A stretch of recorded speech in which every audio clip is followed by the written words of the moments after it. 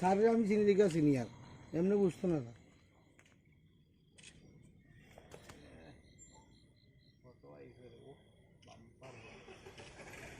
সর্বপ্রথমে আমার মাননীয় এসপি শ্রী পদ্মনাভ বড়ুয়া, ওনাকে আমি কৃতজ্ঞতা জানাই। সঙ্গে মাননীয় হেডকোয়ার্টার ডিএসপি শ্রী গীতার্থদেব শর্মা আর additional SP headquarter Shri Parthapratim Das.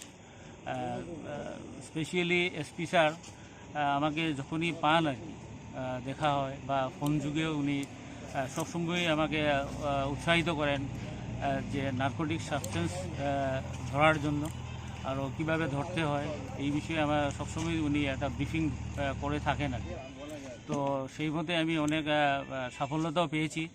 আর আজকে সন্ধ্যার দিকে এখানে গাড়িখানির নাম্বার হচ্ছে AS01FC1894। গাড়িখানে ত্রিপুরার দিক থেকে আসছিল আর আমাদের চুরাইবাড়ি গেটে আসার পরে আমরা গাড়িটা থামার পরে ওখানে খুব ট্রাফিক জ্যাম ছিল। সেই ট্রাফিক জ্যামের সুবিধা নিয়ে সেই গাড়ির চালক আত্মগোপন করে। তো আমরা গাড়ির পাশে আসার পরে গাড়ি দেখছি আর ড্রাইভার নেই, তখন আমাদের সন্দেহটা আরও বৃদ্ধি হয়। তখন আমরা ওখানে ইন্ডিপেন্ডেন্ট উইটনেস এবং বিডিআর সম্মুখে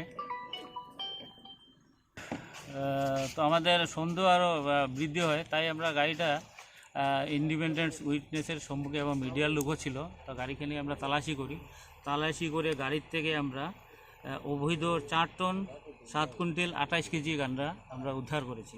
তো কেজির হিসাবে হচ্ছে 4728 কেজি গাঁজা, যার বাজার মূল্য কালোবাজারের মূল্য কত হতে পারে? বাজার মূল্য হচ্ছে 4,70,00,000 টাকা।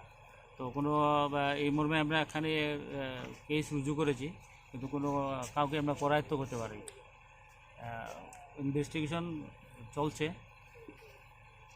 এখন ওদের কথাটা আমি সঠিক বলতে পারবো না এই কারণেই, কারণ ওদের জুরিসডিকশনটা আমাদের জুরিসডিকশন আমাদের আলাদা।